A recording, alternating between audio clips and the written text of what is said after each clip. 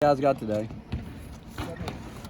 Usually you use a lot more players in the course of the game than you did Saturday. Was that just the way the game worked out, or is that a sign of things? Yeah, it had a lot to do with the flow of the game, and it had a lot to do with, we felt like we wanted to make sure, we know we've got to get our bench ready. We know that, but we felt like we had to get at least two of these guys really coming on quick with us, and I thought that both Olivier and Josiah both did a great job in the time that they were out there, and but we know that we've got to continue to develop our bench. But it was more probably The speed of the game, and the speed of the game. There weren't as many possessions as we normally play in, and we were really getting a lot of time to stand around on the offensive end, just moving the ball, not as much cutting and moving, but overall. Again, we know we've got guys that we've got to continue to develop. Coach, the way you were able to execute again offensively in that first half, you think that's a reflection of just a mature team that's been in those kind of settings before, neutral court, name opponent, that sort of thing? I do. I do think that they won, and we've talked about it. We have used principles of that defense since we've been here. We don't particularly like to stretch it out as far as they do, but when we played against a defense like that, we knew what we wanted to do. We knew we wanted to attack the 2-point area in there, which a lot of coaches don't like that. And but we believe in that part of the court, and I do think that our older guys especially understood being patient, getting it there, because they really are jumping around. They do a really good job of disguising where they're going to come in and try to deflect this and that. But I do think the maturity of those guys. I thought it was a really big play in the game, though, when they made a little run. We went about 4 possessions in the second half where really for the whole game we were sort of hesitant. And then all at once Josiah raised up and hit a big three. That was a big play at that time because the momentum was starting to turn a little bit. But overall, we took care of the ball for the most part and were able to get the looks that we thought we did. And by far the most comfortable Josiah's look. You think that's just a reflection of him, kind of easing in, settling in, let the game come to him? I do think that. I think the more he gets to play, I thought Olivier did a lot of really good things that a lot of people might not notice during the game, but he showed us that he could go in, and he went up against a very physical player and did a wonderful job, and he's got some things that he can continue to build on, and Olivier's really learning to play the post for the first time. He's one of those guys that had a growth spurt, and so all he's learning inside post defense, interior defense is all new to him, but he really played hard, and he ran hard a couple times. And I wish he could have gotten the ball, but again, their length out there, it takes some of that away from us.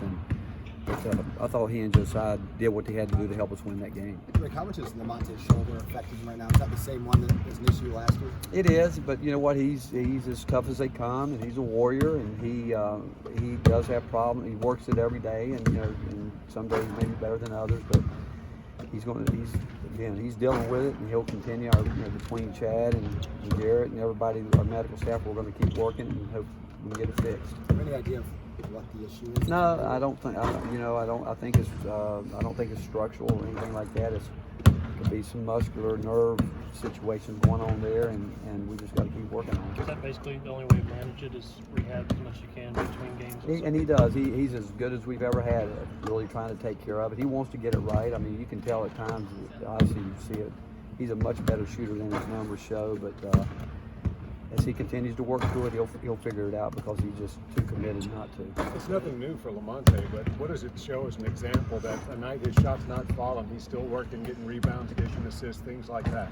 I think we're most proud of that because we've always told him from the time that he got here that you can affect the game without ever taking a shot, and he's done that. You think about it, he's the guy that has kept everything pretty much under control for us, and a guy that he's very competitive. He always has been that, but he's improved his passing so much. I mean, where he's really looking to see it. And he actually had 2 turnovers that, and he had a couple that he shouldn't have, but a couple of them where guys should have moved where they should have moved, and he didn't, and he was anticipating that. But he's done a good job, really, with the circumstances. Coach, when you talk about lengthening the bench, is that Drew and Devontae both? Do you think both those guys can help you? I think all of them. Zach, I think Devontae, I think that Drew, but it's all that minute's going to be earned in practice here. They're going to have to get our attention out here in practice and know that we can count on them and be consistent. Jalen is a guy that we do have confidence that he can do what he does for us, and he can certainly stretch the defense. He's working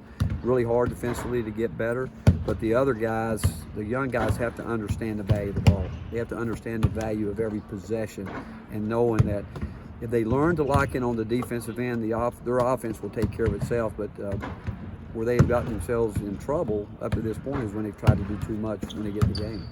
A lot of times, whether it's right or wrong, when you think of guys who were as highly touted as Josiah was, people tend to think about a volume shooter and a guy who steps in and scores all these points. Have you recruited anybody quite like him before, where maybe they came in as a big prospect, but they weren't like a 20, 25 point per game kind of guy? Well, the first thing about Josiah James is he never seeked out any of the notoriety that he got. He was just a player that when everybody watched him play, you left being impressed because he was so unselfish. And he wasn't a guy that played on an AAU team that was going to try to go out and score 25, 30 points. He took great pride in making sure his teammates were a part of it.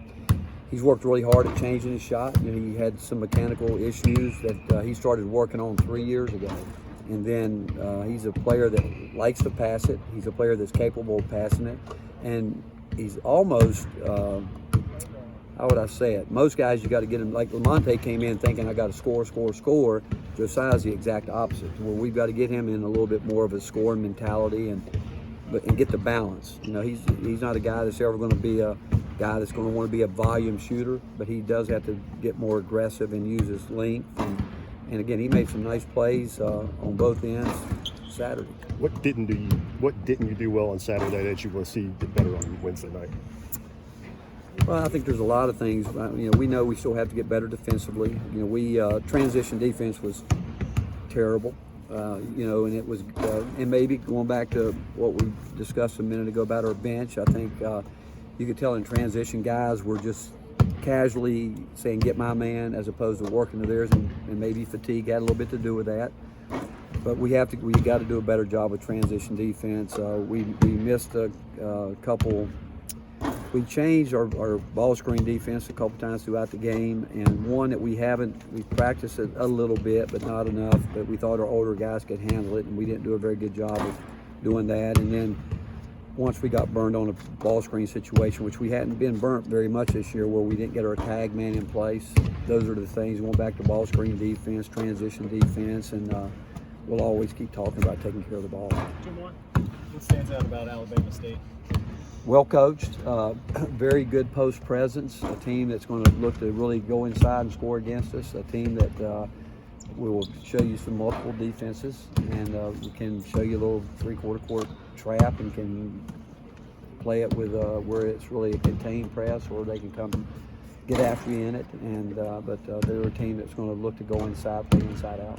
Rick, are you propping, when you're watching Josiah kind of work and develop his shot, are you kind of maybe propping up the Eves as an example of what, an advanced work ethic and hard work would do for a shot with what Eves has done this year? Well, Josiah works hard. He's a player that comes back at night like a number of these guys do on their own and puts time in, and it takes time. We've watched Eve work really hard. We watched Lamonte, we watched Bowden, we watched them all grow, and these young guys are all going to get better because they've got a group in front of them that has helped them along the way with knowing that they're going through what they went through.